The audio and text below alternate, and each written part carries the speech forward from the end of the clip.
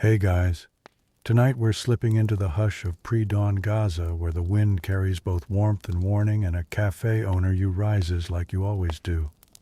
The shutters are still drawn tight, but already the sky is thinking about light. Roosters complain 3 blocks over.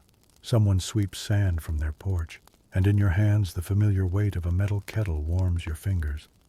The walls of your cafe breathe quietly beside you. They've held decades of laughter and smoke and stories and spilled cardamom tea. They've also held silence. You move barefoot across the cold tile toes, brushing against grains of dust the desert pushed in overnight. The broom has been leaning in the corner since last evening. You take it up without thinking, like brushing your teeth or folding a worn shirt. Back and forth, back and forth. The motion is quiet, almost ritual, like prayer but with less certainty. So, before you get comfortable, take a moment to like the video and subscribe, but only if you genuinely enjoy what I do here. Feel free to drop your location and what time it is for you. I love knowing where we all are in the world as we drift off together. Now dim the lights, maybe turn on a fan for that soft background hum, and let's ease into tonight's journey together. You lift the latch with a soft click. The street outside is pale and blue. Already the bakery across the road has opened its metal flap halfway. A man there nods at you.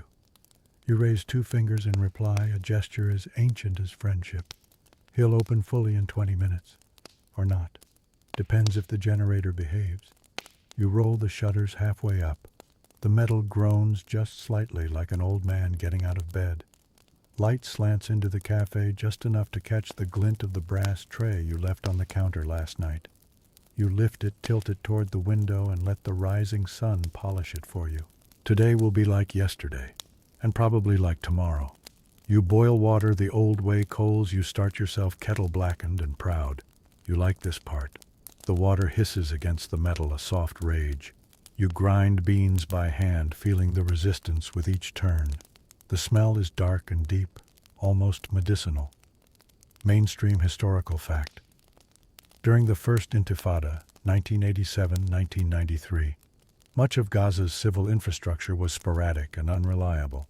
Yet local businesses, including tiny family cafes, became daily refuges, not just for tea, but for conversation, news, and a brief sense of normalcy. Your cafe doesn't have a name on the sign. It used to years ago, painted in cheerful blue above the doorway. But the sun and dust wore it away letter by letter until it became a whisper. You never bothered to repaint it. People know where to find you. You dust the counters with a cloth that used to be a baby's blanket. It still has the stitched edge green thread slightly frayed. You couldn't bear to throw it away, so now it cleans crumbs. The little sugar tin is low. You note that with a blink and nothing else. It might be restocked later, or not. You turn over the woven mats, flip the chairs upright, and unlock the glass cupboard that holds your best cups, the ones with the tiny gold rim that's almost worn off. You'll serve the regulars with those. They'll notice. They always do. Then you step outside and pause. The sun is higher now, dust motes twirling like tired dancers in the morning light. The air is soft, barely touched by heat yet. There's that thin, magical moment before Gaza becomes Gaza again, before the engines, before the shouting, before the radio brings the day's grief. Quirky tidbit. In some parts of Gaza, cafe owners during the late 80s used large polished stones to press down the grounds in chesve pots when they ran out of proper tampers. You still have one tucked behind the stove.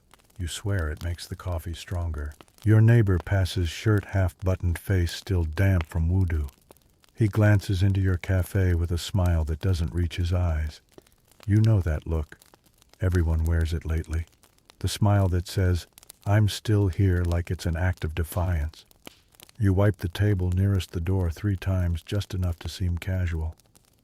A cat you don't own curls up beneath your bench. And finally you open the cafe fully. Not with fanfare, not with any special word. You just lift the shutter the rest of the way, prop it open with the worn stick, and let the morning in. A chair scrapes. A kettle sings. Footsteps echo softly against the walls that never ask questions. This is how your day begins, as always. The kettle hisses louder than the wind this morning. You don't move to silence it yet. There's something soothing about its warning cry, the way it pushes steam against the low ceiling and curls around the faded prayer beads hanging near the stove. Let it sing. For now. Outside, the neighborhood is just beginning to stir. You lean on the doorframe with your tea towel slung across your shoulder. The street is uneven, patched with cement in places, worn down to sand in others. You watch as a man on a bicycle wobbles past, one hand holding a bag of cucumbers, the other clamped over his ear, a transistor radio pressed against his cheek. No one's quite awake yet, but the news is. You glance toward the shop across from yours. The shutters are still down, but someone's silhouette is visible through the crack, rearranging sacks of flour or checking the door locks again. Your gaze lingers for a moment. Everyone double-checks locks now, even when they don't need to. You step back inside and lower the kettle gently from the flame. The first boil of the day always smells like metal. You rinse the pot once out of habit, then pour the hot water slowly over the coffee grounds, watching the bloom rise like a sigh. The bitter, earthy scent fills the cafe, cutting through the lingering dust. There's a knock, barely more than a tap. It's your neighbor, Samir. 60-something, former teacher, always dressed in a shirt 2 sizes too big. He slips in quickly and closes the door halfway behind him, though it's hardly necessary. He brings no noise with him, just the tight smell of fresh soap and something else, anxiety. Did you hear? He whispers before even sitting. You nod, though you haven't. He continues anyway. They took 7 boys last night, 2 from our street. He names them boys who played chess in your back corner last Thursday, who once argued about the lyrics of an old Fairuz song. You picture them now with pillowcases over their heads and zip ties around their wrists. Or maybe not. Maybe they were lucky. Maybe they were just warned. Samir talks like he always does, half rant, half riddle. You place a coffee cup in front of him before he even finishes his sentence. He blinks down at it, grateful, then drinks with both hands wrapped around the ceramic. The gold ring on his pinky clinks softly against the side. Mainstream historical fact. During the First Intifada, Israeli forces routinely conducted night raids in Gaza, arresting or detaining young men and boys suspected of organizing protests or throwing stones. Entire neighborhoods would be jolted awake by the sounds of boots and banging. You've never had soldiers come to your door. Yet. You sit behind the counter, wrapping your hands around your own cup, watching Samir ramble about something else, now school closures, price hikes, the lack of paper at the community center. You nod occasionally. Let him speak. Then a pause. He squints at you. Still grinding your own beans, huh? You shrug. Waste of time, he mutters. Nobody tastes the difference anymore. You both know he's wrong. The regulars know. They always comment. But arguing isn't part of the morning routine. Not yet. A clatter outside. You both stiffen, but it's just a kid with a broomstick chasing a can across the street. He looks up, sees your face, and stops. Offers an embarrassed smile. You return it. Slowly. Your body doesn't relax fully, though, not for another 10 minutes. Not until Samir sighs, finishes his drink, and stands to leave. He presses a few coins onto the counter with a clink and a small nod. As he walks out, he says, "You'll see. Today will be quiet." You both know it's a lie. You move back toward the stove. The heat is soft now. You feed the flame a little more fuel, open the door to let in a sliver more light. Somewhere nearby, a dog barks, not in alarm, just because it's alive and still has something to say. You wonder what the radio will tell you this morning. You find it under the counter tap at once, then again. The voice crackles through the static, deep, urgent, always talking faster than you can process. Words like clashes, tensions, witnesses say, and allegedly flicker through the speaker like sparks. Historians still argue whether radio reports from Gaza during the Intifada were tools of resistance or fear. Some were broadcast from underground stations, others from Egyptian frequencies, and some maybe were pure rumor. You turn the dial until the static swallows the voice whole. Then you sit back down. You listen instead to the creak of the ceiling fan, the ticking of the sugar jar as it contracts in the cool morning air, and the soft scratch of sand shifting just beneath the cafe's doorstep. Your cafe is built not of bricks, but of moments like this. Warnings disguised as greetings, news delivered in whispers, and coffee always coffee. You glance at the back wall. Your calendar still says last month. You should probably fix that. But maybe not today. There's a peace in pretending nothing's changed. You begin refilling the sugar bowls, one chipped ceramic dish at a time. There's something meditative about it, scooping, smoothing the top, brushing away the stray grains that cling to your fingers. You do it the same way each day, as if the precise curve of the spoon could shape the future. The chairs are filled now. Not bustling, not loud, but claimed. Your regulars know how to sit without being noticed. They hunch in the right way. They sip slowly, not because they savor, but because long drinks mean longer stays. Nobody wants to go home too early anymore. Homes have walls that echo. Outside, the sun begins its climb, washing over the sand-colored buildings with that tired morning gold. You see shadows stretch across the cafe floor, and you think of yesterday when the boy in the green shirt sat by the window drawing tanks and helicopters in the condensation. You didn't stop him. Didn't ask him why he knew what he was drawing. Didn't want to know. You sweep that thought away just like the crumbs on table 3. The bell above the door rings. It's Halima, your cousin's widow, carrying a tray of sesame bread wrapped in linen. Her hijab is deep blue today, her lips set in a line so straight it could slice the day in two. She doesn't talk much anymore. You nod. She nods. That's the exchange. You set the bread on the counter beside the pickled olives and the ancient tin of za'atar. These things don't sell fast, but they remind people of home, even if home is just a story now. Mainstream historical fact. During the Intifada, food shortages were common in Gaza due to trade restrictions and curfews, yet local vendors kept small-scale economies alive, trading bread, oil, olives, and coffee by word of mouth and habit more than profit. A group of boys enter, all elbows and ribcage and nervous energy. They huddle near the back eyes, darting at the older men like they're waiting for permission just to breathe. You give them water without asking. They say thank you in unison like a school chant. You know they won't buy anything, it doesn't matter. One of them, the one with the torn jeans and burned palms, catches your eye. He says nothing but taps the table twice before sitting. A silent signal. You've seen it before. It means someone's coming. Or something. You walk back behind the counter, tracing your fingertips along the edge. You try to remember which tea tin is full and which is full of lies. You keep one labeled cloves that actually holds emergency cash. Another says mint, but it hides your sister's wedding photo from 1982, the one with her crooked veil and missing front tooth. Quirky tidbit. Many Gazans during periods of unrest used tea tins and spice jars to hide not just money but letters, photographs, and even ID cards, because a cupboard labeled cumin never gets searched first. You pour another round of coffee. Your hand is steady even when your thoughts aren't. You serve it to a man who once owned a bookstore and now sharpens knives. He asks, "Do you still have the poetry book I left?" You pretend to think about it. He already knows you do. You keep it hidden beneath the old radio, pressed flat to keep the spine from cracking. The pages smell of cumin and something else, fear maybe, or memory.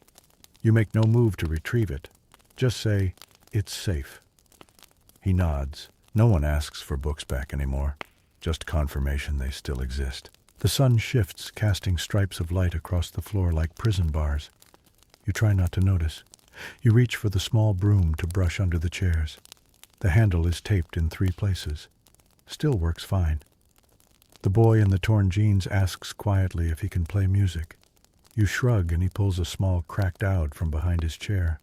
The strings are mismatched, the sound a little flat, but the tune is something soft and old and oddly hopeful. A few heads turn. No one complains. Music makes time pass differently. Slower sometimes, sometimes faster. Historians still argue whether music in Gaza during the Intifada served as resistance nostalgia or a coping mechanism. Songs were sung in alleys, rooftops, even during raids, quiet defiance wrapped in melody. You remember your mother used to hum while kneading dough. You haven't heard her voice in 6 winters. A spoon clinks. A chair shifts. The bell rings again. This time it's 2 boys in uniform, not soldier security. The local kind. Young enough to look uncertain, but practiced enough to demand your ID without saying please. You hand it over. They don't even glance at it before sliding it back. Anything unusual today, one asks. You blink. Define unusual, you almost say, but instead you answer no. He nods once. They leave. You don't breathe until the sound of their boots fades entirely. Someone mutters a prayer near the olives. You wipe your hands on your apron. You need more sugar. You open the back pantry and step inside, letting the thick curtain fall behind you like a sigh. The pantry is narrow and low, its ceiling streaked with soot from the old oil lamp that used to hang here before the bulbs came in, before they flickered so often they became part of the ambiance. The sugar jar is on the top shelf, wedged between a jar of pickled turnips and a tin of powdered milk that expired 2 months ago. You stretch up on your toes and knock the lid free with the tips of your fingers, catching it just before it crashes to the floor. Close one. You'd rather not tempt the morning with noise like that. In the dim light, you pause a moment. The silence here feels different, almost padded. You stare at the shelf across from you, lined with supplies and jars labeled with peeling masking tape and scribbled marker lentils, time, hope. Okay, maybe not the last one, but you think it sometimes. You return to the cafe, proper sugar jar in hand, and resume your post behind the counter. The boys are still playing music. A new tune now, something folk-like familiar. One of the older men hums along, his eyes closed, his head nodding gently in time with the beat. A woman enters. She's wrapped in a long gray shawl and walks with a basket looped over one arm. Her expression is unreadable, not cold, just measured. Like she's rationing emotions the same way she might ration flour or oil. You greet her softly. She nods, places a handful of change on the counter and says, "Only tea." You make it the way you always do for her black, strong 2 mint leaves, no sugar. She never asks and you never forget. Routine is your language. She takes her cup and sits near the window, not quite looking outside, just adjacent to it, as if keeping watch without being caught doing so. Mainstream historical fact in Gaza during the First Intifada, women often ran entire households, coordinated underground schools, and served as messengers between neighborhoods, roles rarely documented but crucial to daily survival. You glance at her fingers, slender and dry from detergent. You've seen her hands carry water children in grief. Now they hold a teacup with quiet grace. She sips slowly. Someone outside shouts. The cafe stills. You step toward the doorway and peer into the street. It's not a clash, just a vendor shouting about tomatoes. The tension uncoils one vertebra at a time. You step back inside and glance at the clock. The hands have barely moved since dawn. Time flows differently here. Stretches and snaps. Slows down when you're watching. Speeds up when you're not. The door opens again, this time with a creak and the scent of motor oil. It's your brother. He nods once and takes the stool near the counter. No hug, no smile. Just the grunt of someone who hasn't spoken to you properly in 2 weeks but still shows up when the coffee's ready. You slide him a cup. "Still nothing from Rafa?" he asks. You shake your head. The delivery truck was supposed to arrive 3 days ago. With new filters. With your cousin's parcel. With hope. He stares into his cup like it might answer him. Quirky tidbit. Many cafes in Gaza maintained silent ledgers where family names were written in invisible columns. People who could no longer pay but were still served. Entire neighborhoods knew who was covering for whom, and yet no one said a word aloud. "You have such a ledger. His name is in it." He says, "When I was a boy, I thought cafes were magic. I thought they smelled like the future." You smile gently. "They smell like burnt water and cardamom." Same thing, he shrugs. A laugh bubbles in your chest but doesn't quite make it out. He stays for 10 minutes, then 20, then longer. He doesn't drink his coffee until it's cold. He doesn't ask why you didn't call yesterday. You don't ask what he fixed or broke or bargained for last night. But when he leaves, he taps the counter twice like the boy did. Your stomach twists. What does that signal mean today? You wash cups, slowly dipping your hands into lukewarm water that smells faintly of soap and copper. The sponge is frayed. You consider tossing it. You don't. The light slants differently now, brighter but dustier. Your cafe begins to empty. People peel off like petals. Samir says something about checking the checkpoint. Halima takes the last of her unsold bread and gives you a few rolls just in case. The boys disappear without a word. The music has stopped. It's quiet again. You move through the space, straightening chairs, folding napkins, resetting the illusion that tomorrow will be just like today, that you'll still be here, that people will still want coffee, sugar, tea, and conversation disguised as silence. Historians still argue whether Gaza's cafes were sanctuaries, traps, or stages during the Intifada. Some say they were passive. Others say they were defiant. You don't care what the textbooks say. You were there. You're still here. You light the small stove again, not because you're thirsty, just to hear it hum. The afternoon drapes itself across your cafe like a tired shawl. Sunlight filters in at a lazy angle, now softer, warmer, edged with gold, but not generous. You wipe the counter with the damp cloth again, not because it's dirty, but because your hands want purpose. The silence stretches, interrupted only by the occasional knock of a loose shutter or the distant bleating of a goat. You know that sound. The boy down the alley, Hisham, he's been raising that goat for months. Swears it's a business venture. More likely it's a pet he hasn't admitted he loves. You pour yourself a tiny glass of tea, just the dregs, bitter and strong enough to bite. You don't sweeten it. Outside, a breeze drags a newspaper across the street, lifting and twisting it like a slow-motion dancer. The headlines are smudged, and in a language you only half recognize. It doesn't matter what it says. You already know. You take a breath through your nose and catch the faintest trace of garlic and frying eggplant wafting from a window 3 floors up. Your stomach remembers hunger before your brain does. You almost laugh at that. The bell chimes. It's a stranger. Not just unfamiliar, a real stranger. Tall, thin, pale under the eyes like he's been kept in a jar too long. He has a camera around his neck, a notebook in one hand, and an awkward, hesitant energy that practically screams journalist. You nod. He nods. He approaches the counter like it might bite. 1 tea, please, he says in Arabic that's just wrong enough to be charming. You make it without a word. He tries to pay, but you wave him off. Not because you're generous, because you want to keep the upper hand. He sits. He watches. He writes nothing. Mainstream historical fact.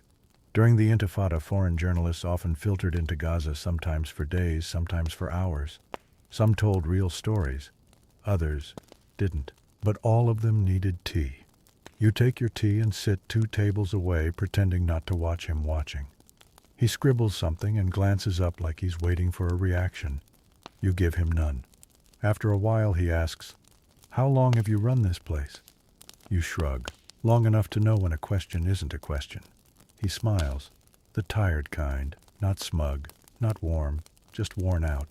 Fair, he says. You sip your tea. I'm trying to understand what it's like, he says after a moment. To live like this. You raise an eyebrow. Like what? He hesitates. Under pressure. Under occupation. Under expectation. You almost respond. Almost. But instead you point to the boy across the street trying to fix a flat bicycle tire with a butter knife. Ask him, you say. He's lived here longer than me. Quirky tidbit. In makeshift garages and back rooms, Gazan youth became experts at mechanical improvisation. With no access to parts, they used spoons, belt straps, even shoe soles to fix broken radios, bikes, and toys. A generation raised on adaptation. The journalist looks, then nods slowly. He finishes his tea. He stands. Thank you, he says. You nod. He adds, You'll be in my notes. You respond with a smile, just polite enough to end the conversation. He leaves. You sit in the now empty room and let the chair groan under your weight. Your tea is cold again. Of course it is. That's what happens when you forget to care for it. The door opens again. It's Fawzi. You haven't seen him in weeks. He looks thinner, his beard more pepper than salt now. He moves slowly, deliberately. You know that walk. That's the walk of someone who's seen things you don't want described. He doesn't speak, he just sits. You bring him tea without asking. Strong, sweet. Just the way his wife used to make it. She's not here anymore. You sit across from him, not touching, just breathing in parallel. He says, I saw them take a boy last night. You nod. He says he didn't fight. He just asked why. You nod again. He says, they didn't answer. You both sip your tea. Historians still argue whether those moments, the ones that pass without resistance, without protest, are the true heart of conflict. Are they weakness, or are they something deeper? The quiet in the middle of a scream. Fawzi reaches into his coat and pulls out a small bundle of cloth. He places it on the table and slides it toward you. You unwrap it. Inside a broken radio dial, a key with no lock and a single almond. No note, no context. Just these 3 items, soft with meaning you don't want to know. You wrap them again and tuck them behind the counter. No questions asked. The light fades again. The air cools just enough to make your fingers stiff. You close the side window, tie the curtain, relight the stove, begin the cycle again. You whisper a prayer without realizing. You say your mother's name. You check the sugar bowl. You open the ledger. You stay open, even now, even here. Evening arrives with a sigh, not a shout. It slips into the cafe sideways through the crack in the door that doesn't quite shut through the wall tiles that lost their grout a decade ago, and through the memory of the man who used to bring fresh bread at dusk. You don't know where he is now. No one does. You light the single overhead bulb, the one with the yellowish hue that makes everything look like it's from a different century. It hums gently, comforting a bit like tinnitus, but in a good way. You roll up your sleeves and begin peeling garlic for tomorrow's lentil stew. You don't know yet if you'll have lentils, but the garlic will wait. It's patient like you. Like the skin comes off in long, translucent curls that stick to your fingers. The scent is sharp and familiar. It reminds you of your grandmother's kitchen, of a time when the power stayed on and children believed their parents had answers. Outside, the muezzin calls out. The sound cuts across rooftops like a slow blade of sound. You pause not to pray but to breathe, to listen. The call ends. You return to the garlic. Footsteps approach the door. You look up. It's 2 boys, maybe 11, maybe 12. Too old to be carefree, too young to be careful. They enter with the hesitancy of people who've been told not to bother anyone. One has a small stack of handmade bookmarks, the other a wooden toy on a string. They stand at the counter silently, eyes wide. Selling, you ask gently. They nod. You take the toy, turn it over, admire the grooves and paint someone's uncle put time into this. You hand over 2 coins, not for the toy, for the effort. Tea, you ask. They blink. You pour 2 glasses anyway. Mint, sweet. They sit quietly, not slurping, just sipping like they've watched their fathers do. Mainstream historical fact. During the first Intifada, Gaza's children became part of the social fabric of survival. They delivered messages, crafted toys from scrap, and held the stories of the adults in miniature, wordless ways. After a while, one boy asks, "Do you think it'll end?" You glance at him. The tea, you ask. He shakes his head. Everything. You could lie. You could say yes, of course. Or eventually.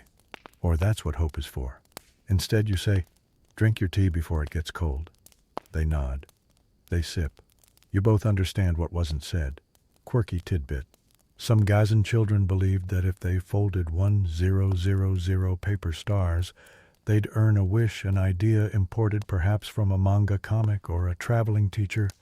You once found a star tucked under your table leg. You left it there. The boys finish thank you with nods and disappear back into the street, into the slow, dimming wash of evening. You tuck the toy behind the counter. Maybe you'll give it to Hisham. Maybe you'll just keep it. You go back to the garlic. The cloves are sticky now. Your hands smell like stubbornness and salt. The lights flicker, twice. Then they go out. Of course. You light the emergency lamp with the practiced motion of someone who's done this 100 times. You place it on the counter.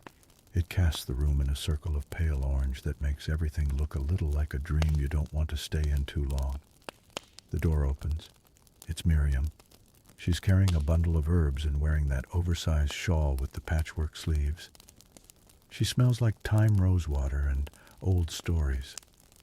She walks straight to the counter and places the herbs in front of you like an offering. "For the stew," she says. You nod. She sits. No words for a while. Then she says, "My son sent a letter." You glance at her. He's alive. You don't ask where he is. She wouldn't say. She adds, "He misses your lentils." You smile softly. "I'll save him a bowl." Historians still argue whether stories like this, letters that somehow crossed borders, that arrived folded into loaves of bread or tucked into boxes of tea, were real or romanticized. You've read both views. You've lived one. Miriam sips her tea. You peel your garlic. Outside night thickens. Inside the cafe glows dimly like a secret too gentle to speak aloud. Later you close the front shutter halfway, just enough to suggest the place is slowing down, not closing, just enough to signal we're still here. You sit by the counter and let the steam from your own tea fog your glasses. You don't wipe them. You like the blur. It makes the world softer. A cat brushes past your ankle. You didn't see it enter. It doesn't look at you, doesn't meow, just curls in the corner near the warmest tile, and begins to purr so quietly it sounds like the bulb above you trying to stay alive. You lean back. Your neck aches. Your feet ache. Your heart doesn't ache today, but you're not sure if that's good or numb. You listen to the silence again. There's always something in it. Something growing, like a root beneath concrete, like a garlic clove under dirt, like a promise nobody dares say out loud. Night settles fully now, a velvet weight pressing softly against the windows. The sky outside is dark, but not empty.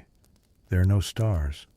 Not because they're absent, but because the power is out in most of the city again, and the smog hangs thick, unwilling to let the light through. The moon's somewhere up there, you think. But who has the energy to look up the street quiets? Only the occasional clatter of a plastic bucket or a soft sandaled step breaks the stillness. You've closed the front shutter halfway, left the back one slightly open. A signal. You're not closed, not exactly. You're just breathing more slowly. Your hands are sore from the garlic. The stew simmers in its small pot, now lentils miraculously. A neighbor traded you a handful earlier in the day for half a loaf of stale bread and a promise you'd share it. You added the herbs Miriam brought and some cracked pepper you've been saving like a secret. The smell fills the cafe like memory. You sit in your usual chair behind the counter and let your head fall back against the wall, just for a moment. Just until the next sound. You don't expect rest. You just hope for stillness. The door creaks. Of course it does. You open one eye. It's Sammy, of all people. He walks in like he owns the place, though he hasn't been around in months. Same leather jacket, same scuffed boots, same lopsided smile like he knows something and has no intention of telling you. He doesn't speak at first, just gives you that look, half amusement, half exhaustion. You point to the kettle. He nods. You pour him a cup. Mainstream historical fact. During the height of unrest, young men like Sammy often disappeared for weeks at a time, some to safe houses, some to fight, some to simply avoid being seen. Their silence was protective. Their reappearances, riddled with new scars, were both hopeful and frightening. He sips the tea, wrinkles his nose. No sugar. You're lucky it's hot, you say. He grins. I missed this place. You raise an eyebrow. I mean, he says it smells better than the safe house did. He sits stretching out like he owns the table, like he's never left. But he has. You both know that. You just don't say it. He pulls a small package from inside his coat. Something for you. You unwrap it slowly. Inside is a tin of cumin, real cumin, not the powdered stuff. Fragrant and rich enough to make your eyes sting a little. You say nothing. He leans in. Smuggled it in. Don't ask. You don't. Quirky tidbit, Gaza's spice market, once bustling and aromatic, became a place of whispers during the Intifada. People traded cinnamon like currency and guarded cloves like treasure. Children learned to identify spices by scent before they learned their own handwriting. Sammy talks for a while, mostly nonsense. Some half-true story about a tunnel. Something about a goat and a busted radio. You listen without really listening. You watch his hands more than his mouth. They shake slightly when he reaches for the cup. Eventually he goes quiet. Then softly he asks, "You think we'll ever leave?" You tilt your head. "This cafe, no Gaza."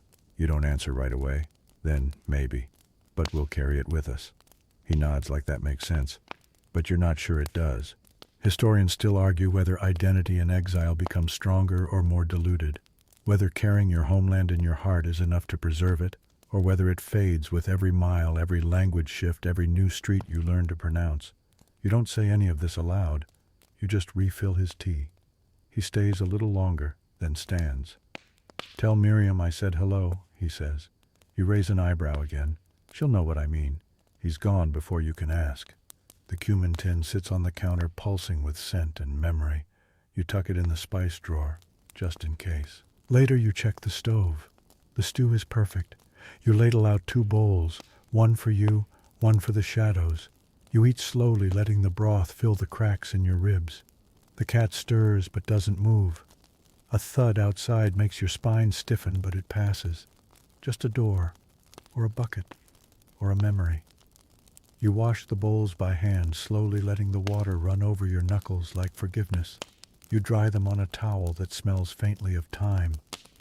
The power flickers back on for a moment, then off again. You don't even flinch. You've become fluent in flickers. The bell rings, not the doorbell, the phone. An old landline near the back, usually silent, half forgotten. You pick it up. Hello? A pause. Then a crackling voice. Is this the cafe? You blink. Yes. Another pause. I used to come there, long ago. Where are you now, far? Silence. Then, do you still serve lentils? You smile, soft and sad. Yes, always. A small sound. A sob or a laugh, you can't tell. Thank you, they say, that's all. Click. You hold the phone to your ear long after the line goes dead, just listening, to the absence, to the echo.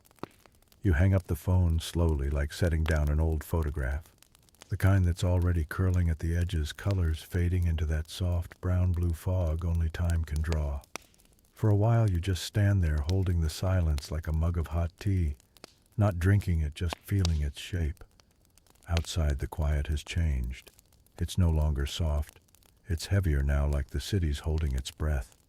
A kind of stillness you've learned to read the way fishermen read tides or children read their mothers' faces.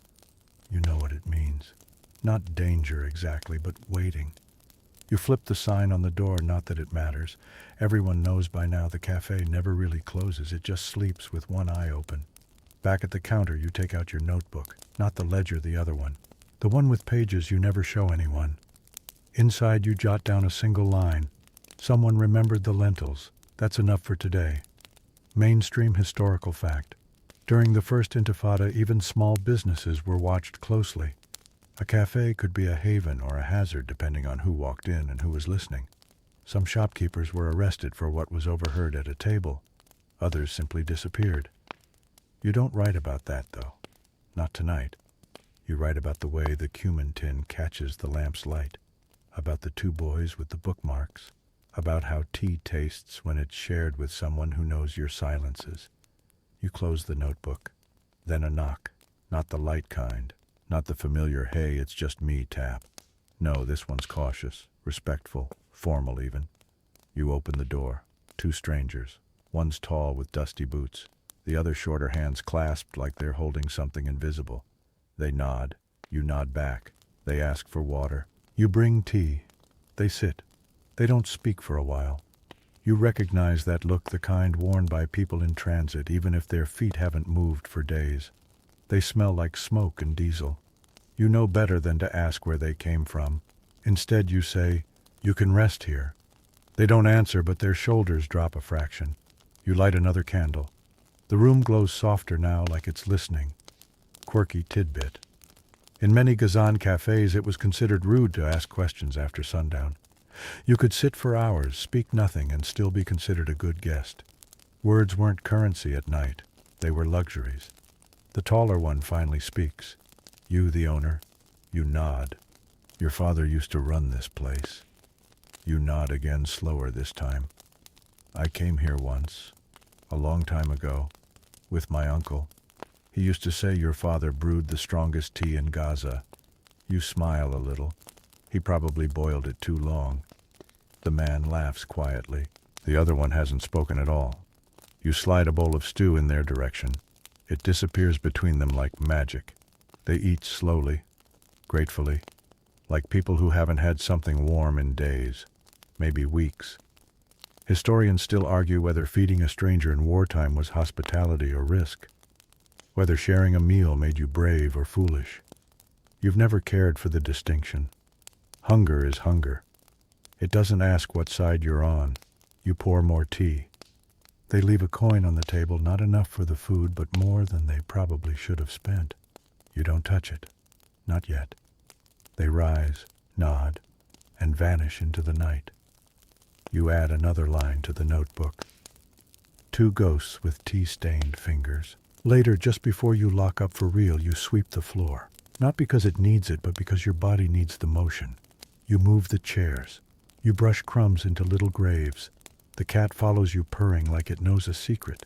You scratch behind its ears. It doesn't purr louder, but it does stay close. The smell of stew lingers. Garlic, cumin, something green. A scent that says someone was cared for here. You stand by the door and look out one last time. The street is still. No trucks, no shouting, no curfews. Just the creak of something metal swinging in the wind. Maybe a sign, maybe a promise. You close the door, slide the bolt, blow out the lamp. Inside the dark, you sit in silence again. You don't mind it anymore. It's grown familiar, like a coat that's a little too heavy but still warm. You pour one last cup of tea for yourself this time. You drink it slowly. You listen to the walls breathing. They remember more than you do, and they never talk back. Morning again, though you're not sure it deserves the name. The light seeps in reluctantly, like it's had a long night of its own. It casts everything in soft gray, no golden rays, no cinematic warmth. Just enough illumination to remind you that another day insists on beginning. You stretch your shoulders. They crack like old furniture. The cat is already at the door, tail flicking, impatient for the ritual to begin. You open the shutter halfway. That's the signal. Still alive, still serving, still pretending yesterday was just yesterday and not one long spill of everything that came before. You light the stove, boil water, run your fingers along the cracked ceramic of the teapot. Your body moves before your mind has time to catch up. That's the only way it works now. You do the motions and the meaning follows later. Today the bread delivery is late. You're not surprised. The checkpoints were tighter last night. Word on the street is someone threw a stone too close to a convoy, or said the wrong thing in the wrong place, or simply looked like someone they didn't trust. Mainstream historical fact. Throughout both intifadas, movement within and around Gaza was frequently restricted by curfews, checkpoints, and sudden lockdowns. Entire districts could go days without deliveries. No bread, no medicine, no mail. People learned to live with uncertainty as if it were weather. The boys with the bookmarks don't come today. You feel their absence like an echo that never bounced back. Instead, a girl appears, barefoot, maybe 8, hair in tight braids, eyes sharper than they should be. She doesn't speak. She places a marble on the counter. One of those cloudy glass ones that looks like it might contain a galaxy. You look at her. She looks back. You understand. You hand her a small pouch of tea leaves, not powder. The good kind. She nods, takes it, leaves. Quirky tidbit. In parts of Gaza during the early 1990s, children developed elaborate barter systems for things adults had given up on: tea thread, pencils, bandages. A single crayon could buy you a button. A marble, if shiny enough, could fetch a spoonful of sugar or 3 minutes of radio time. You tuck the marble into the drawer with the cumin tin. Maybe you'll write about her tonight, or maybe you won't. Maybe her story's already safe, tucked between the leaves of a different notebook in a different cafe. The day unfolds in pieces. Nothing dramatic. A man comes in asking for directions to the clinic, speaks like he hasn't had water in hours. You give him a glass and draw a map on a napkin. A woman buys lentils and leaves behind a jar of nail polish. It's still good, she says. You never know when you'll want to feel pretty. You don't argue. Historians still argue whether these daily exchanges of goods of care of silence counted as acts of rebellion or simple resilience. Whether they mattered in the grand scheme, whether you matter. You don't care what they decide. You wipe the counter, water the mint plant in the window, count your marbles. You notice a letter tucked into the hinge of the door. Unfold it. It's written in blocky, careful handwriting. Your tea reminds me I'm human. Thank you. No signature. No return address. Just words. They hit harder than they should. You fold the paper twice and tuck it into the back of your ledger, back where the debts and payments live. It belongs there. Near sunset, the sky flares orange, then bruises purple. You wonder if someone in another city sees the same sky, or if theirs has too much smoke or too many towers. You pull the shutters again, half open, always. A woman appears in the doorway, older, scarred in ways time couldn't erase. She walks with a limp and carries a basket full of books. She lays them out across the counter. Cookbooks, poetry, one novel with half the cover torn off. You raise an eyebrow. For your wall, she says. You look behind you. There's no wall of books, not yet. She shrugs. Start one. She leaves.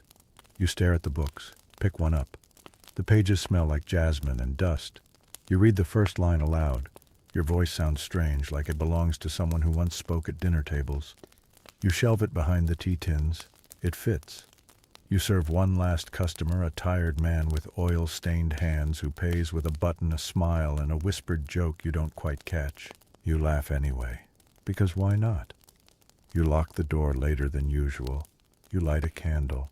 You stare at the marble in your drawer, then set it on the counter where the girl left it. Maybe she'll come back for it. Maybe she never meant to. The power goes out at 3:12 a.m. You know the exact time because you were still awake, counting coins by candlelight, trying to make sense of the numbers that never quite add up. The moment the fridge clicks off and the fan sighs into silence, it's like the world exhales and forgets to inhale again. You wait. Sometimes the power blinks back on after a few seconds, like a nervous child stepping back into the room, but not this time. So you light another candle. It's an old stub, the kind you saved for power cuts just like this. The wick smokes a little, then flares to life, casting soft flickers against the ceiling. Gaza in the dark is different. The silence isn't peaceful, it's patient. You listen for the generator down the block. Nothing yet. Maybe fuel ran out. Maybe they're waiting till morning. Maybe they just gave up tonight. Mainstream historical fact power outages in Gaza have been a part of daily life since the late 2000s. But even during the first Intifada, rolling blackouts occurred regularly. Electricity supply was controlled by outside infrastructure, and disruption was often used as both pressure and punishment. You sit by the window. No need to be awake, but no real reason to sleep. You watch a cat cross the street like it owns the place. The only sound is the wind playing with something metallic, probably that same sign from earlier swinging like a forgotten chime. You consider boiling water, then remember no power. You sigh. In the dark, the cafe feels smaller. Walls pull in closer. Shadows stretch in odd directions. You try not to imagine them as people you miss. But your mind insists. There's the shape of your brother's old jacket, the curve of your mother's back as she stirred lentils, the soft dip in the curtain that once held your sister's perfume. You shake them off. You're not sentimental, just tired. Quirky tidbit. Some Gazan families during power cuts developed elaborate candle rituals assigning different colors to different moods. Blue for thinking, red for storytelling, white for silence.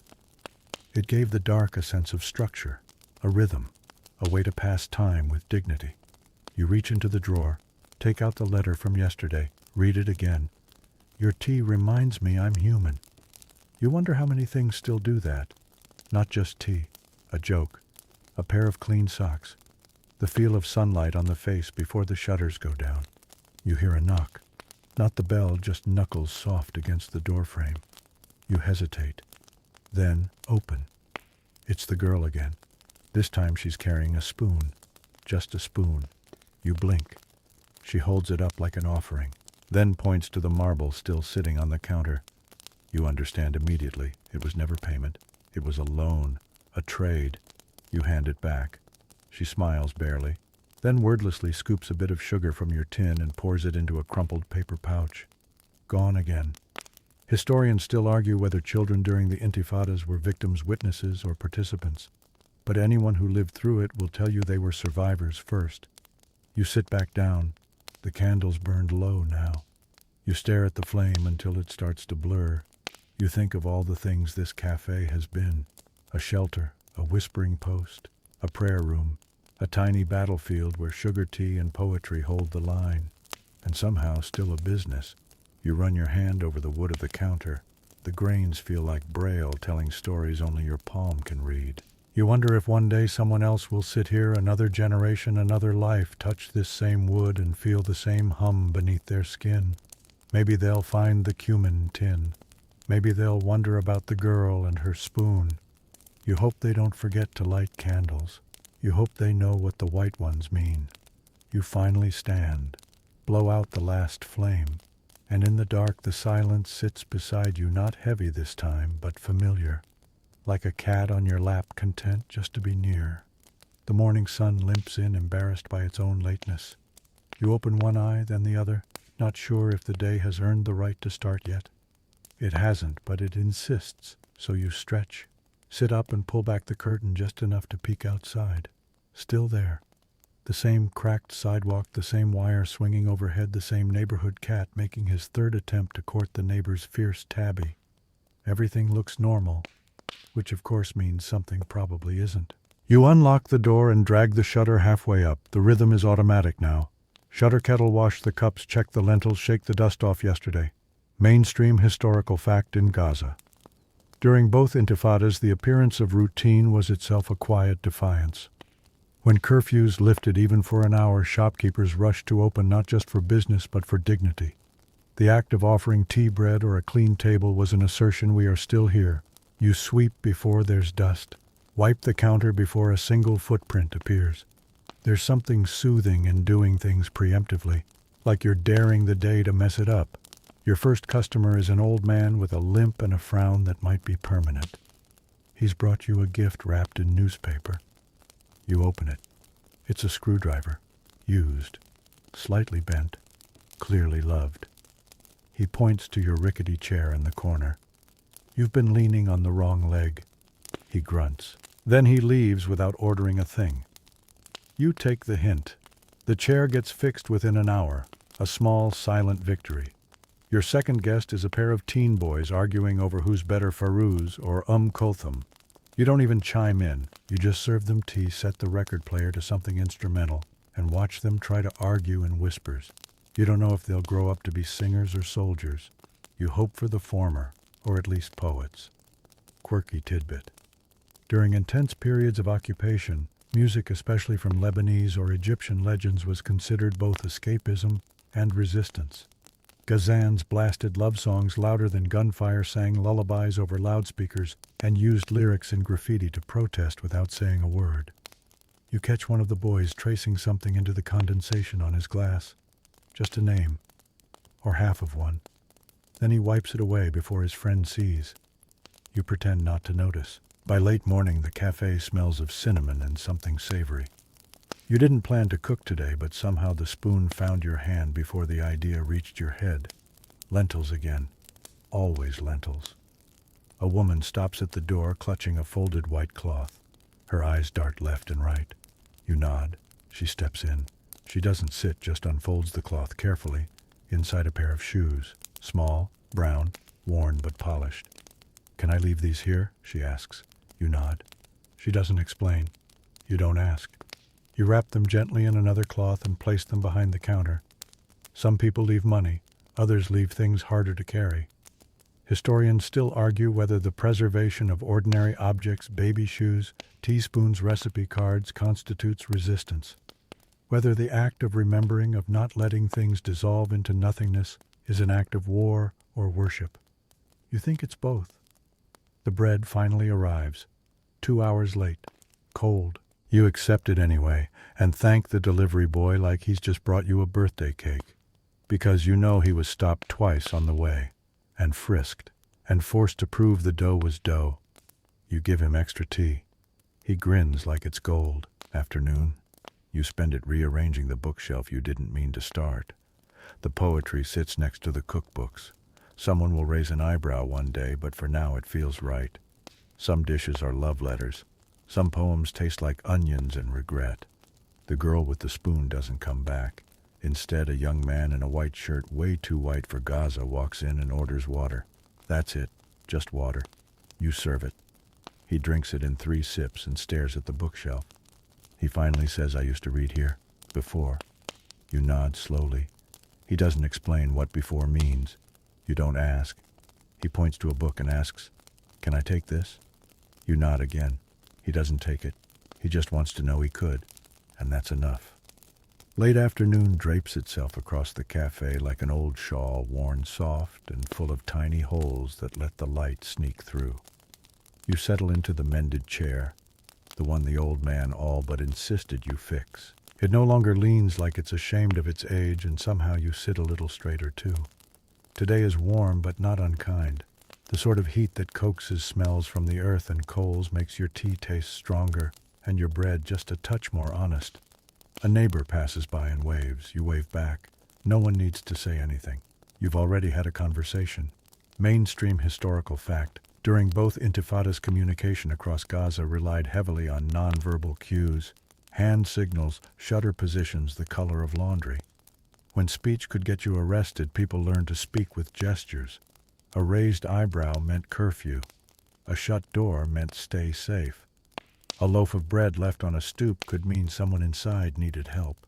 A boy with shoes too big for his feet brings you a piece of chalk. You raise an eyebrow. He points to the wall outside your door.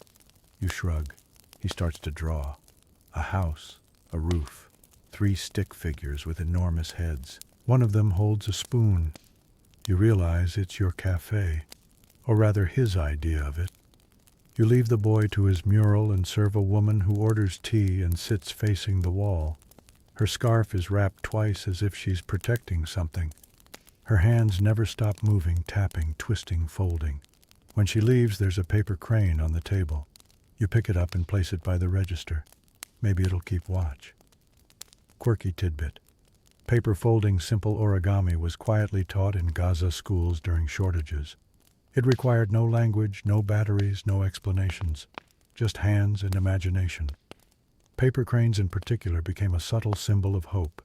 Kids called them skybirds and believed if you made 101 would fly free. Your ledger is a mess. You can't remember the last time someone paid with actual money. The currency now is stranger buttons, dried time marbles, folded paper candles. You stopped counting in shekels months ago. Now you count in stories. How many tales did you serve this week? How many sighs, glances, nods? A woman arrives just before dusk. She's carrying a fish, wrapped in newspaper, still cold. She says she's passing through and needs to trade it for something that doesn't smell like the sea.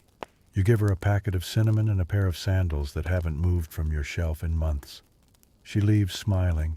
You tuck the fish into a bucket with salt. It'll keep. Maybe. As the light fades, you finally fix the door hinge. It creaks like a tired violin, but it swings true now. You stand back and admire your work, not because it's beautiful, but because it was yours to do and you did it. Someone has added a second stick figure to the chalk mural outside. This one is smaller. It holds a spoon too. You wonder if it's a sibling or a story, or maybe both. Historians still argue whether community art in conflict zones is propaganda therapy or testimony, whether the stick figures drawn in chalk and charcoal are childish distractions or crucial declarations of survival.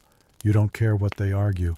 You just know that your cafe is now a house with 2 people outside and spoons in their hands, and that feels like something close to sacred. Evening comes gently. The shutters stay open a little longer than usual. A man brings his oud and plays for exactly 6 minutes, then nods and disappears before you can thank him. You serve one last cup of tea to no one. Just place it on the counter. Let it steam. Let it speak. Let it be enough. You light your candle earlier tonight, not out of necessity, but ritual. The mint leaves in the window look like they've been listening all day. You wonder what stories they'd tell. Maybe about the boy with the chalk, or the girl with the spoon, or the woman with the crane. You place your hands on the countertop, feel its warmth. It's not just wood anymore, it's memory. Evening deepens with a hush like the sea pausing mid-tide. You stay seated, candlelight breathing gently beside you, casting shadows that stretch long and slender across the cafe floor, like visitors unsure if they're welcome or simply forgotten. Tonight smells of cumin and old dust. You listen to the soft murmur of pigeons settling above the eaves. A motorcycle grumbles in the distance, sputters twice, then gives up. Somewhere someone drops a metal pot and it sounds like thunder in the quiet. You exhale slowly, mouth closed, letting the air leave you the way water leaves a cracked jar. Mainstream historical fact. During the height of the first Intifada, nighttime curfews were frequent and unpredictable. Families often adjusted their internal clocks to function at odd hours, waking before dawn to bake bread, conducting business behind drawn curtains, even holding weddings in whispers under candlelight. Curfew life was not paused life, it was simply reshuffled. You rest your elbows on the counter. The paper crane still watches. The shoes are still tucked away. A man you don't know walks in just before the final hour. He looks around like he's been here before but can't remember when. His hands are ink-stained, fingers smudged black and blue as if he's been fighting with a typewriter. He orders tea. He doesn't sit. You ask softly. Long day, he says, long century, and sips. Then adds, they took the press. You say nothing. He places a folded square of paper on the counter, doesn't open it, doesn't explain, then walks out.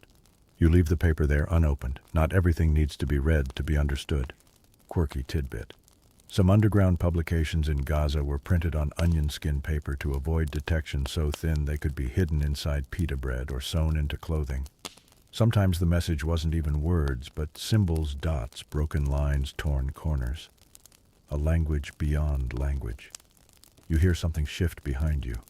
It's the chair, moving slightly. You pause. Listen. Just the wind, or memory pretending to be wind. You unwrap the fish from earlier. Its scent is sharper now, but still good. You rinse it with salt water, sprinkle cumin and sumac, and place it over low flame on a rusted pan. The oil pops once, then goes quiet, like it respects the silence too. Dinner is eaten from a single plate with one spoon. You don't need more. No one else is here, or rather no one else is seen. Historians still argue whether survival is passive or active, whether choosing to stay to endure, to feed others, to mend chairs and light candles counts as resistance or just necessity. Maybe it's both. Maybe it's neither. Maybe it's just what you do so you don't disappear. After the last bite, you wash the plate slowly. You don't want to finish too soon. Outside, the mural has grown again. There's now a third figure, this one taller, standing between the two spoon holders. Its arms are wide. It looks like it's dancing, or protecting, or both. The boy's doing, probably. You leave it there, chalk smudges and all. Some art isn't meant to last. Some is beautiful because it won't. You check the lock, though there's nothing much left to steal. You count the marbles, 6 now, and the button with the tiger etched on it. You slide the drawer closed. Then reopen it just to hear the sound one more time. Old wood, old rails, old life. You sit again. Not because you're tired, but because the cafe always feels most like home after dark. The candle flickers. You hear the hum of a nearby generator winding down for the night. Its low groan sounds like a throat clearing before a difficult sentence. You glance at the wall of books. One is missing. You smile. The boy in the white shirt must have returned after all. He didn't need permission. Just a second chance. You add one more white candle to the window, then one for the mural, then one for the fish, then one for tomorrow, because tomorrow might still come, and it might want tea. Midnight is an old guest here, familiar barefoot, trailing silence, like a second shadow. It doesn't knock. It just arrives. You welcome it without surprise because this hour belongs to those who keep watch, who stir tea in the dark, who write things down they never say aloud. You light the last of your candles. The others have melted low, leaving wax puddles that resemble tiny maps, territories of memory with no legend. The paper crane tilts slightly in the warm air. You steady it with a fingertip. It leans into you like it trusts your hand. You leave it be. Mainstream historical fact. Candlelight wasn't just romantic in Gaza, it was practical. After infrastructure collapses, blackouts became routine. By the early 2000s, many families rationed battery power and returned to pre-electric routines. Candlelight dinners weren't indulgent, they were survival with ambiance. You brew one more pot of mint tea, not for the taste, but for the ritual. The boiling sound is oddly reassuring, like a breath that knows its own rhythm. A soft knock. That's unusual. You step to the door, not afraid, just curious. It's the girl with the spoon. She doesn't speak, just hands you a small cloth bundle knotted tightly. Inside a pomegranate, halved. The seeds glisten like tiny rubies. You nod and make space for her at the counter. She doesn't eat it. Neither do you. You both just watch it, as if admiring the idea of sweetness is enough tonight. Quirky tidbit. In Palestinian folklore, pomegranates are symbols of fertility, patience, and protection. During hard seasons, families would place pomegranate halves near windows as offerings or perhaps quiet negotiations with the divine. Eat one seed, make a wish. Eat two, keep it secret. Eat three, don't speak for a day. The girl says, "It's my birthday," you whisper. "How many?" She shrugs. "More than yesterday," she says. You place a sugar cube beside her. That's her candle. She lights it with a match and blows it out. You both pretend that's normal. Outside, the wind is picked up.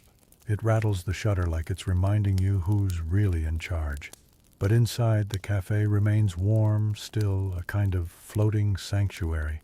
The kind you build out of stories, tea leaves, and stubbornness. You ask if she wants a story. She nods once. You tell her about the man with the ink-stained hands, about the fish wrapped in newsprint, about the chair that stopped limping, about the chalk mural that keeps growing while no one is looking. She listens like the story matters, and you find yourself believing it does. Historians still argue whether oral storytelling can preserve historical integrity or whether memory reshapes truth too much to be trusted. Whether a cafe tale passed between 2 cups of tea counts as documentation or just nostalgia in disguise. You decide it's both. You offer her the spoon. She declines. "It's yours," she says. "You're the one who found it." You smile, tuck it into your apron like a badge. Outside, the moon peeks out from behind a curtain of clouds, casting a quiet silver light across the chalk mural. You both step outside to look. Now there's a 4th figure. This one is sitting at a table, hands wrapped around a cup. It looks content. The girl says, "That one's you." You don't answer. You don't need to. Back inside, you find the chalk left on your stool. Someone's added a bowl to the drawing, and inside it a pomegranate. You both laugh. Not loud, just enough to count. The girl leaves just before the musician's pre-dawn whisper. She takes the spoon this time. You don't stop her. You've had it long enough. The sky lightens in thin streaks like blue ink bleeding into linen. It's not yet morning, but it isn't quite night either. This is the hour when dreams fade just enough to feel like memory and reality softens into something less certain. You lean against the doorway, a chipped mug of mint tea in hand. Not hot anymore, but still fragrant. The street is nearly silent. Only the clink of a metal bucket somewhere 2 blocks away. Maybe someone feeding chickens. Maybe someone fetching water. Maybe someone trying to remember who they used to be before everything changed. Mainstream historical fact. During both Intifadas, Gaza's pre-dawn hours were often when people reclaimed slivers of normalcy. Laundry was hung, bread was baked. Weddings, funerals, and secret meetings took place before the first checkpoint stirred awake. In the silence, people stitched life together. The mural on your wall has grown again. This time not with people, but with food, a loaf of bread, a bowl of lentils, and of course the pomegranate. You wonder if the boy returned, or the girl, or maybe someone else entirely. Maybe it's not one artist, but many. A living mural, a conversation of chalk. A pigeon lands on the edge of the doorframe, eyes you with the stern authority of someone who's seen too much. You nod. It coos once and stays. You place a few lentil crumbs on the window ledge. Quirky tidbit. In traditional Palestinian stories, animals are often seen as messengers. Pigeons in particular are associated with the souls of martyrs or travelers. If one chooses your home, it's considered both a blessing and a responsibility. You've been chosen to witness. Inside, the floor is cool under your bare feet. You light the last candle, just a stub now, not for light, for rhythm. Some things are worth doing simply because they mark the passage of time. You boil water again. Not because anyone asked, but because someone might. You rest your hand on the counter. Close your eyes. Listen. There is no music, no movement, no talking. And still the cafe breathes. The wood remembers touch.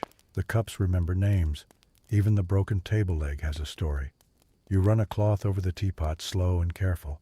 Each time you clean it, you remove a little more soot and a little more history. And still, it holds together. You think maybe you do too.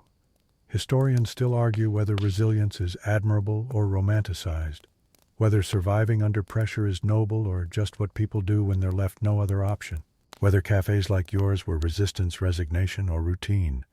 You think it's none of those. You think it's a kind of love.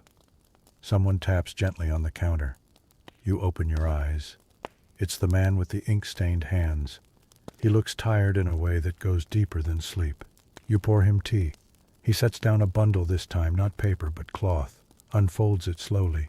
Inside a book, hand-bound, no cover title. He slides it toward you. For the shelf, he says, then adds, "It's not very good." But it's true. You take it. Hold it with both hands. The pages are uneven. The ink blots and bleeds. You don't open it, not yet. Instead, you place it between the two chipped cups on your back shelf. It fits there, like it was always meant to. Outside, a child is humming. It's not a song you recognize, but it's soft and hopeful. You exhale long and low. Somewhere in the city, a generator coughs to life. Another day is starting. And still here you are. One candle stub, one pomegranate seed, one spoon, one cafe. You reach for the door, but don't close it. Let the breeze decide when it's time. The breeze doesn't shut the door. It just wanders in, brushes past your ankles like a cat that owns the place. You leave it open. The morning air is already thick with the scent of fresh bread, distant laundry soap, and the sharp tang of brine drifting in from the sea. Gaza mornings are like that, layered, living, and louder than they appear at first glance. You move through the cafe like you've lived here forever. And maybe in a way you have, even before it had a name, even before it had a front step or that one stubborn nail sticking up just enough to catch your sock. The spoon's gone, but it left an imprint in the drawer, a clean spot in the dust. You don't wipe it away. You like remembering that something used to rest there. Mainstream historical fact improvised memorials were common in Gaza during the Intifadas. A vacant chair, a photograph pinned to a lamppost, a name scrawled on a tea tin. These weren't grand gestures, they were placeholders, reminders that someone had passed through and might return. You light the kettle again. It's your third pot of tea, and the sun's barely above the neighbor's roof. No one's walked in yet, but someone always does. The chalk mural out front has grown again. You didn't hear it happen. You never do. Now there's a goat in the background. Its legs are crooked. Its tail curls into a question mark. It's perfect. Quirky tidbit. Some of the oldest Arabic children's rhymes involve goats, especially ones with twisted horns or magical powers. In old folk tales, goats lead lost children home, defeat demons, and once in a slightly chaotic version recite poetry so moving it makes a river cry. No one really knows where the goat stories began, but they never really stopped. You sip your tea. A customer enters quietly. She's elderly, wrapped in layers, even though the day is warming up. Her sandals are worn smooth at the heel, and her walk is slow but sure. She carries a plastic bag that rustles like dry leaves. Inside it, only 2 tomatoes and 1 green pepper. You nod at her. She nods back. You don't ask what she wants. You just start making it. Tea mint, 2 sugars, tiny plate of olives. She always eats 1 olive, then arranges the rest in the shape of a boat. No one knows why. You think she does it for someone else, someone gone. Historians still argue whether daily routine is a sign of hope or stubbornness. Whether people do the same thing again and again because it brings comfort or because they have no other choice. Maybe it's both. Maybe it depends on the olive. She finishes her tea and leaves a single coin. More than enough. She always overpays. You never stop her. She says today the tomatoes were sweet. You reply, then the day will be too. That's enough of a conversation. Later a boy comes in. Not the one with the chalk. A different one. He has a radio. You haven't seen a radio in weeks. He places it carefully on the table like it's a sacred object. Clicks the knob 3 times before sound leaks out. It's static. Then a voice. Then a song. A love song. Old. Maybe Egyptian. Maybe Lebanese. You don't recognize the lyrics, but the melody settles into your ribs like it was made for this room. You don't ask questions. You just let it play. The boy leans back and closes his eyes. You pour him tea without a word. The music fills the cafe like it's painting something invisible on the walls. Not history, not memory, just softness. You hum, quietly, to no one. to yourself, to the chair with the fixed leg, to the pigeon still perched above the door, to the mural goat, to the spoon that left its mark. You hum because the cafe is humming too, and together you make a kind of peace. The radio stays, the boy does not. He leaves it on the table without explanation, as if it has more listening to do, as if the cafe needs it more than he does. And maybe he's right. You don't turn it off. Instead, you lower the volume just enough for the music to float in the background like breath. The tune changes to something slower, strings swelling under static, and you find yourself wiping down the tables in time with the melody. There's a rhythm to this life, even if it's stitched together by frayed wires and songs half lost to the noise. You check the drawer again. Still no spoon, but the imprint's still there. Still perfect, you smile. Mainstream historical fact. During shortages in Gaza, household items developed near mythical status. A single radio might be passed between 10 families. A functioning kettle was something you invited neighbors over to use. Possession was often communal ownership, meant stewardship. The murals shifted again. This time someone added stars. Tiny dots above the cafe outline. They're uneven, some clustered, some distant. One shaped suspiciously like a fish. It doesn't make sense, but it's beautiful. Quirky tidbit. In Palestinian astrology traditions, the fish constellation Pisces is tied to stories of migration and return. Folk tales said those born under its sign would always find their way home, sometimes in body, sometimes just in spirit. You don't believe in horoscopes, but the idea of return has always tugged at you. You reach beneath the counter and pull out the guest book. Not many people write in it, but some do. A few pages in, there's a child's drawing of the cafe. A perfect rectangle, 2 dots for windows, a pomegranate floating above the roof like a moon. You don't know who drew it. You don't care. It belongs here. You turn to a blank page and write the date. That's enough. A girl stops by, older than the spoon girl, younger than the woman with the boat-shaped olives. She asks if you have any sweets. You don't, but you break a sugar cube in half and dust it with cinnamon. She accepts it like it's a pastry from a 5-star bakery. Then she hums. The same tune from the radio, word for word. She knows the lyrics. You nod toward the radio. She shrugs. That song's older than all of us, she says. You believe her. Historians still argue whether memory is stored in places or people, whether songs survive in recordings or in voices, whether culture can be archived or if it has to be lived again and again like a refrain. The girl finishes her tea and draws something in the guest book. You don't look until she's gone. It's a star, just one, drawn exactly above the rectangle cafe. It matches the mural outside. You check. Someone's connected the dots into a constellation. You don't recognize the shape, but it's pointing toward the sea. You step outside. The air's warmer now, but not heavy, just soft, like everything has exhaled at once. You look at the chalk, then up at the sky, then back again, and wonder if maybe, just maybe, they're not so different. The sky turns that particular shade of citrus blue that only happens before noon, too soft to be bright, too calm to be loud. The cafe's shadow stretches lazily across the cracked pavement like it's trying to touch the mural to become part of the story chalked there. You step back inside and the radio stutters, static, then a voice clipped and urgent. Not music, news. You wait. It's nothing new. Another closure, another checkpoint. Another headline that won't change the shape of anyone's teacup. You lower the volume even more. Let the silence speak louder. Mainstream historical fact. Throughout the Second Intifada, radios were often the only reliable source of information for many Gazans. Electricity was inconsistent, TV unreliable, and newspapers scarce. Word of mouth traveled fast, but the radio, despite its age, remained a cornerstone of daily awareness. The kettle whistles before you realize it's boiling. You pour slowly, watching the steam rise in slow coils. It fogs the window. You trace a pomegranate on the glass with your fingertip. It's not very good, but it's true. Quirky tidbit.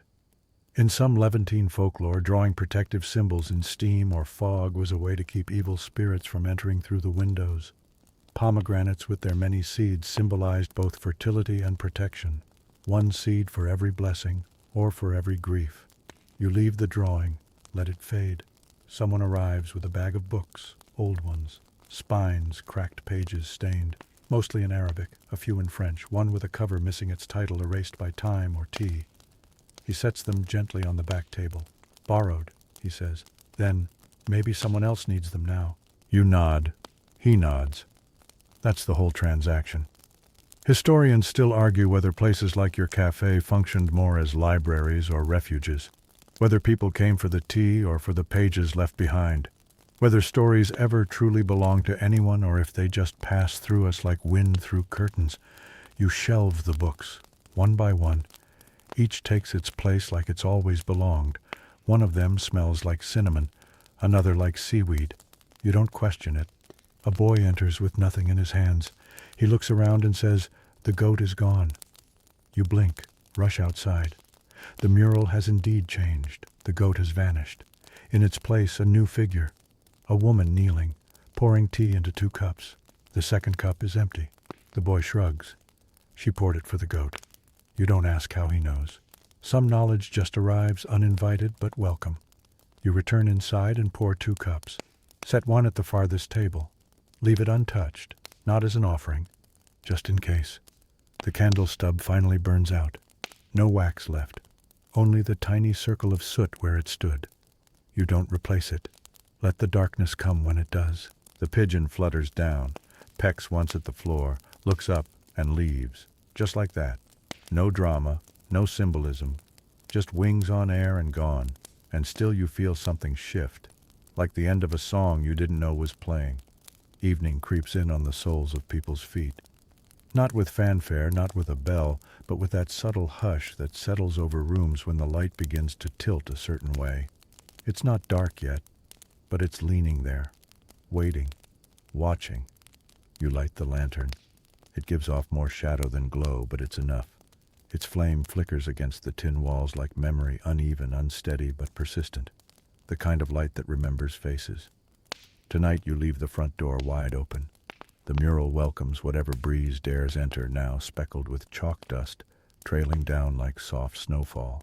The woman pouring tea remains, but someone's drawn the goat back behind her, peeking from a doorway, as if it never really left. Mainstream historical fact in Gaza evening is when people gather, not just for meals but for stories. Cafes become amphitheaters. Verandas turn into confessionals. Oral storytelling, often called hakawati, remained central to cultural survival, passing on everything from folklore to fresh gossip through memory and mouth alone. The guest book is heavier tonight. Another page filled, a tiny hand traced in pencil. Inside the palm, the words, "I'm still here." No name. You don't need one. Someone begins to hum. Not you this time. A man outside seated on a plastic crate. It's the same song again. That old love song, the one that keeps slipping into your day like a whisper. He doesn't sing it fully, just a phrase repeated soft as breath. You hum along from behind the counter. It becomes a duet with the silence. You brew a final pot. Jasmine tea this time. You're running low on leaves, but you don't measure. You let the scent bloom in the air. Quirky tidbit. In traditional Palestinian tea rituals, jasmine is often reserved for guests who don't talk much. Not as a judgment, but as a comfort. The idea is if someone has little to say, perhaps their heart needs fragrance more than conversation. You drink your cup. Pour the second one. Leave it at the empty chair again. You've stopped wondering who it's for. It just feels right. Historians still argue whether rituals like yours stem from religious practice, inherited superstition, or sheer repetition. But in truth, the line between them was always thin. Sometimes habit becomes holiness. Sometimes a cup of tea becomes an altar. The moon rises pale and round, caught between the laundry lines and satellite dishes. You adjust the curtain slightly, just so its light catches the floor. The shadow of your teapot stretches long, thin, a crooked neck and stubby handle, casting something that looks vaguely like a swan. You laugh, not out loud, but inside, because why not? The radio crackles again, but no voice comes through this time. Only wind. You imagine it's coming from the sea, carrying old words, old songs, old promises.